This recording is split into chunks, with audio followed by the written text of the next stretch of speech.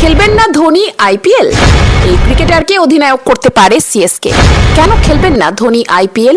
আসল কারণ জানলে চোখ কপালে উঠবে আপনারও। দেখুন বিস্তারিত। আইপিএল 2024 শুরু হতে এখন 3 মাসেরও কম সময় বাকি রয়েছে।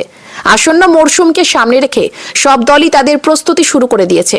এবারও অনেক খেলোয়াড়কে বিভিন্ন দলের হয়ে খেলতে দেখা যাবে।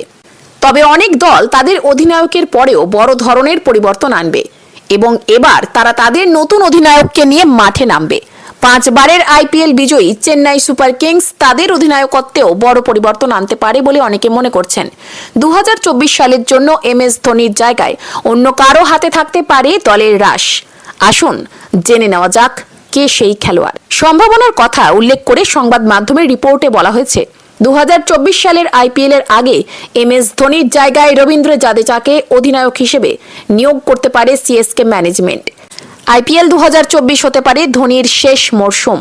এমন পরিস্থিতিতে সিএসকে ম্যানেজমেন্ট ধোনি থাকা অবস্থায় জাদেজাকে অধিনায়ক করতে পারে, যাতে আগামী মরশুমে অধিনায়ক হিসেবে সুবিধা পেতে পারেন জাদেজা। তবে সিএসকের পক্ষ থেকে এখনো আনুষ্ঠানিকভাবে কিছুই জানানো হয়নি। আইপিএলে রাজস্থান রয়্যালসের হয়ে যাত্রা শুরু করেন রবীন্দ্র জাদেজা। পরে তিনি সিএসকেতে যোগ দেন।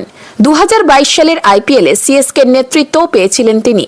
তবে এই অগ্নি পরীক্ষায় সফল হতে পারেননি। 6টি ম্যাচে অধিনায়কত্ব করেছেন, যার মধ্যে সিএসকে 4টি ম্যাচ হেরেছে এবং 2টি ম্যাচে হেরেছে।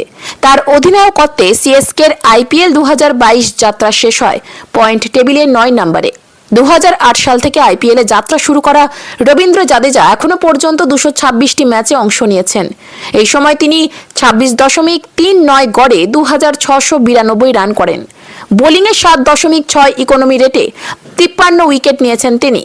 বোলিংয়ে তার গড় 29.57। Bureau report, Bangla news TV.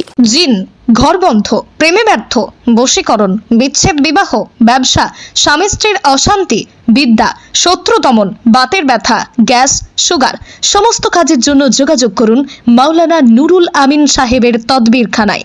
আমাদের এই হোয়াটসঅ্যাপ নম্বরে 97752376